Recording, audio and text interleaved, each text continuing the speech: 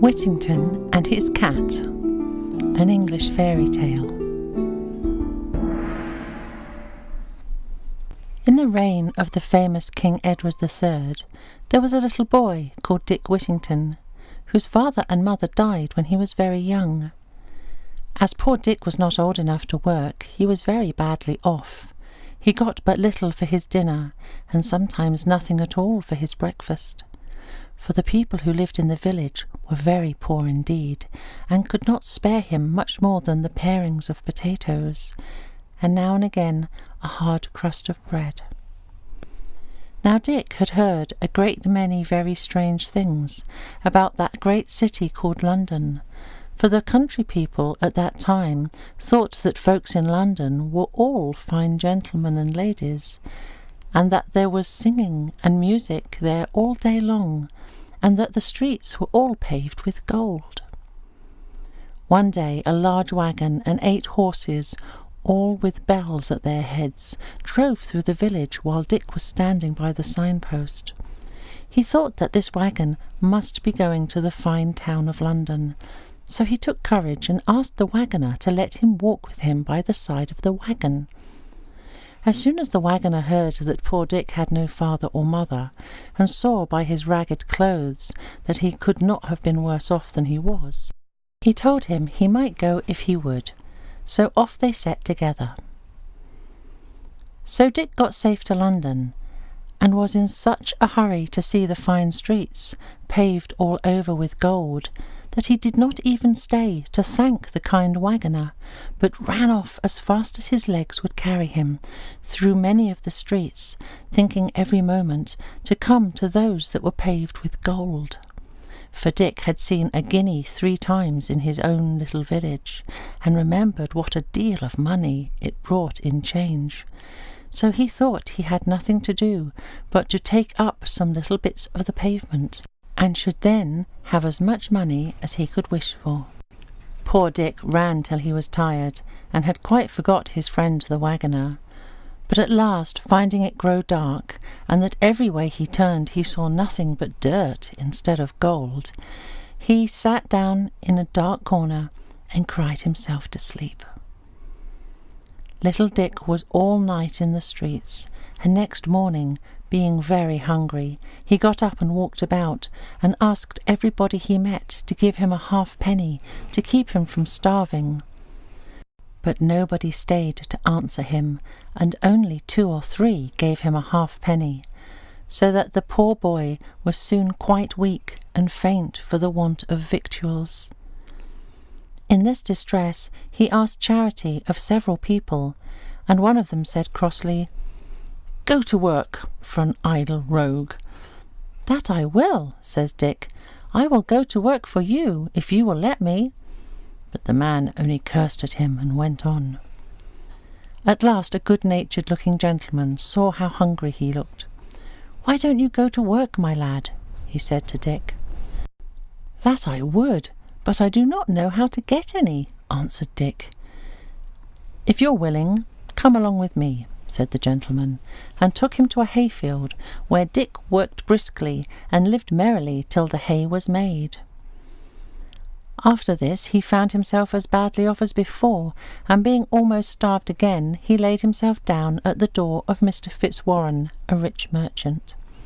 Here he was soon seen by the cook-maid, who was an ill-tempered creature, and happened just then to be very busy dressing dinner for her master and mistress.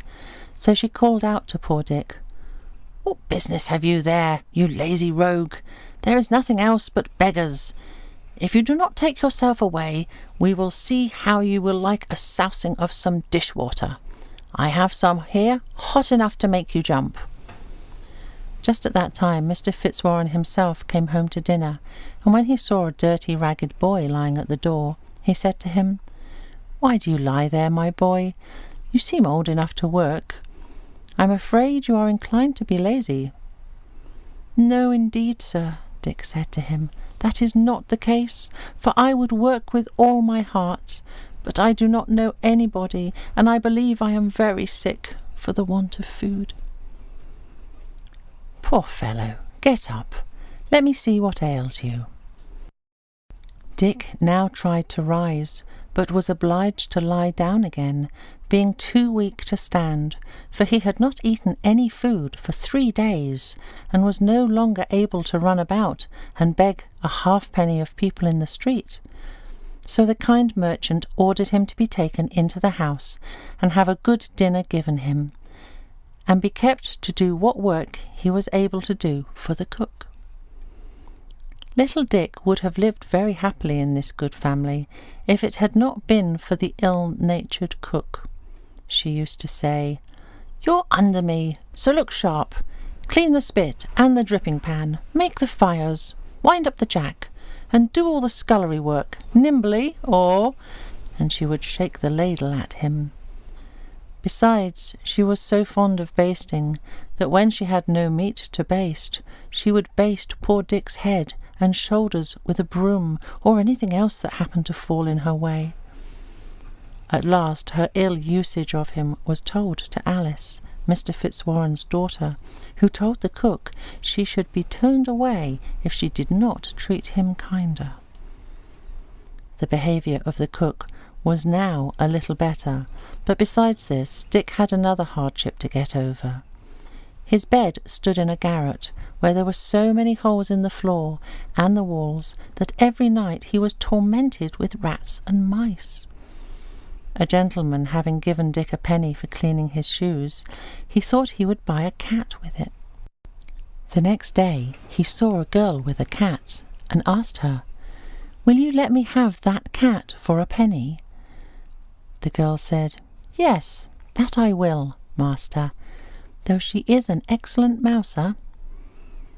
Dick hid his cat in the garret, and always took care to carry a part of his dinner to her, and in a short time he had no more trouble with the rats and mice, but slept quite sound every night. Soon after this his master had a ship ready to sail, and as was the custom that all his servants should have some chance for good fortune as well as himself, he called them all into the parlour and asked them what they would send out. They all had something that they were willing to venture, except poor Dick, who had neither money nor goods, and therefore could send nothing. For this reason he did not come into the parlour with the rest, but Miss Alice guessed what was the matter, and ordered him to be called in. She then said, "I will lay down some money for him from my own purse." But her father told her, "This will not do, for it must be something of his own." When poor Dick heard this, he said, "I have nothing but a cat, which I bought for a penny some time since of a little girl." "Fetch your cat then, my lad," said Mr. Fitzwarren, "and let her go." Dick went upstairs and brought down poor Puss, with tears in his eyes, and gave her to the captain. "For," he said, "I shall now be kept awake all night by the rats and mice." All the company laughed at Dick's odd venture, and Miss Alice, who felt pity for him, gave him some money to buy another cat. This, and many other marks of kindness shown him by Miss Alice, made the ill-tempered cook jealous of poor Dick, and she began to use him more cruelly than ever, and always made game of him for sending his cat to sea. She asked him, "Do you think your cat will sell for as much money as would buy a stick to beat you?" At last poor Dick could not bear this usage any longer, and he thought he would run away from his place. So he packed up his few things and started very early in the morning, on All Hallows Day, the 1st of November. He walked as far as Holloway, and there sat down on a stone, which to this day is called Whittington's stone, and began to think to himself which road he should take. While he was thinking what he should do, the bells of Bow Church, which at that time were only 6, began to ring, and their sound seemed to say to him, "Turn again, Whittington, thrice Lord Mayor of London." "Lord Mayor of London," said he to himself. "Why, to be sure, I would put up with almost anything now to be Lord Mayor of London, and ride in a fine coach when I grow to be a man." Well, I will go back, and think nothing of the cuffing and scolding of the old cook, if I am to be Lord Mayor of London at last." Dick went back, and was lucky enough to get into the house and set about his work before the old cook came downstairs. We must now follow Miss Puss to the coast of Africa. The ship with the cat on board was a long time at sea, and was at last driven by the winds on a part of the coast of Barbary, where the only people were the Moors, unknown to the English. The people came in great numbers to see the sailors, because they were of a different colour to themselves, and treated them civilly, and, when they became better acquainted, were very eager to buy the fine things that the ship was loaded with. When the captain saw this, he sent patterns of the best things he had to the king of the country, who was so much pleased with them that he sent for the captain to the palace. Here they were placed, as it is the custom of the country, on rich carpets flowered with gold and silver. The king and queen were seated at the upper end of the room, and a number of dishes were brought in for dinner. They had not sat long when a vast number of rats and mice rushed in, and devoured all the meat in an instant. The captain wondered at this, and asked if these vermin were not unpleasant. "Oh, yes," said they, "very offensive, and the king would give half his treasure to be freed of them, for they not only destroy his dinner, as you see, but they assault him in his chamber, and even in bed, and so that he is obliged to be watched while he is sleeping, for fear of them." The captain jumped for joy. He remembered poor Whittington and his cat, and told the king he had a creature on board the ship that would dispatch all these vermin immediately. The king jumped so high at the joy which the news gave him that his turban dropped off his head. "Bring this creature to me," says he. "Vermin are dreadful in a court, and if she will perform what you say, I will load your ship with gold and jewels in exchange for her." The captain, who knew his business, took this opportunity to set forth the merits of Miss Puss. He told his Majesty, "It is not very convenient to part with her, as, when she is gone, the rats and mice may destroy the goods in the ship, but to oblige your Majesty, I will fetch her." "Run, run," said the Queen. "I am impatient to see the dear creature." Away went the captain to the ship, while another dinner was got ready. He put Puss under his arm, and arrived at the palace just in time to see the table full of rats. When the cat saw them, she did not wait for bidding, but jumped out of the captain's arms, and in a few minutes laid almost all the rats and mice dead at her feet. The rest of them, in their fright, scampered away to their holes. The king was quite charmed to get rid so easily of such plagues, and the queen desired that the creature who had done them so great a kindness might be brought to her, that she might look at her. Upon which the captain called, "Pussy, pussy, pussy," and she came to him. He then presented her to the queen, who started back, and was afraid to touch a creature who had made such a havoc among the rats and mice. However, when the captain stroked the cat and called, "Pussy, pussy," the queen also touched her and cried, "Putty, putty," for she had not learned English. He then put her down on the queen's lap, where she purred and played with her Majesty's hand, and then purred herself to sleep.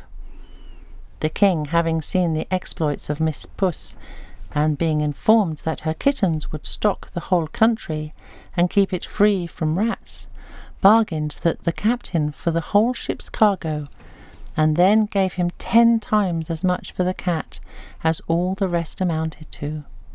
The captain then took leave of the royal party and set sail with a fair wind for England, and after a happy voyage arrived safe in London. One morning, early, Mr. Fitzwarren had just come to his counting-house and seated himself at the desk to count over the cash and settle the business for the day, when somebody came tap-tap at the door. "Who's there?" said Mr. Fitzwarren. "A friend," answered the other. "I come to bring you good news of your ship, Unicorn." The merchant, bustling up in such a hurry that he forgot his gout, opened the door, and who should he see waiting but the captain and factor, with a cabinet of jewels and a bill of lading. When he looked at this, the merchant lifted up his eyes and thanked heaven for sending him such a prosperous voyage. Then they told the story of the cat and showed the rich presents that the king and queen had sent for her to poor Dick. As soon as the merchant heard this, he called out to his servants, "Go send him in, and tell him of his fame. Pray, call Mr. Whittington by name." Mr. Fitzwarren now showed himself to be a good man, for when some of his servants said so great a treasure was too much for him, he answered, "God forbid I should deprive him of the value of a single penny. It is his own, and he shall have it to a farthing." He then sent for Dick, who at that time was scouring pots for the cook and was quite dirty. He would have excused himself from coming into the counting-house, saying, "The room is swept, and my shoes are dirty and full of hobnails," but the merchant ordered him to come in. Mr. Fitzwarren ordered a chair to be set for him, and so he began to think they were making game of him. At the same time said to them, "Do not play tricks with a poor simple boy, but let me go down again, if you please, to my work." "Indeed, Mr. Whittington," said the merchant, "we are all quite in earnest with you, and I most heartily rejoice in the news that these gentlemen have brought you, for the captain has sold your cat to the King of Barbary, and brought you in return for her more riches than I possess in the whole world, and I wish you may long enjoy them." Mr. Fitzwarren then told the men to open the great treasure that they had brought with them, and said, "Mr. Whittington has nothing to do but to put it in some place of safety." Poor Dick hardly knew how to behave himself for joy. He begged his master to take what part of it he pleased, since he owed it all to his kindness. "No, no," answered Mr. Fitzwarren, "this is all your own, and I have no doubt but you will use it well." Dick next asked his mistress and then Miss Alice to accept a part of his good fortune, but they would not, and at the same time told him they felt great joy at his good success. But this poor fellow was too kind-hearted to keep it all to himself, so he made a present to the captain, the mate, and the rest of Mr. Fitzwarren's servants, and even to the ill-natured old cook. After this, Mr. Fitzwarren advised him to send for a proper tailor and get himself dressed like a gentleman, and told him he was welcome to live in his house till he could provide himself with a better. When Whittington's face was washed, his hair curled, his hat cocked, and he was dressed in a nice suit of clothes, he was as handsome and genteel as any young man who visited at Mr. Fitzwarren's. So that Miss Alice, who had once been so kind to him, and thought of him with pity, now looked upon him as fit to be her sweetheart, and the more so, no doubt, because Whittington was now always thinking what he could do to oblige her, and making her the prettiest presents that could be. Mr. Fitzwarren soon saw their love for each other, and proposed to join them in marriage, and to this they both readily agreed.